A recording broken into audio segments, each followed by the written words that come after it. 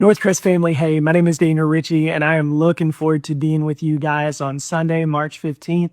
This is going to be a Sunday just focused on the gospel and the hope of Jesus.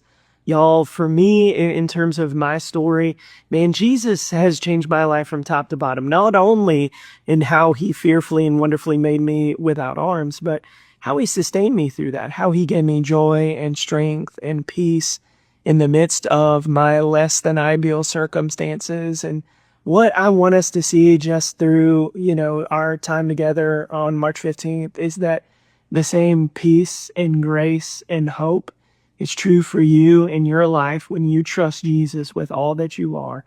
So if you're looking for some encouragement, this will be an amazing Sunday to come and be a part. If you know somebody in your life that needs the hope of Jesus, this will be an amazing Sunday to invite them. So guys, looking forward to seeing you very, very soon there in Northcrest.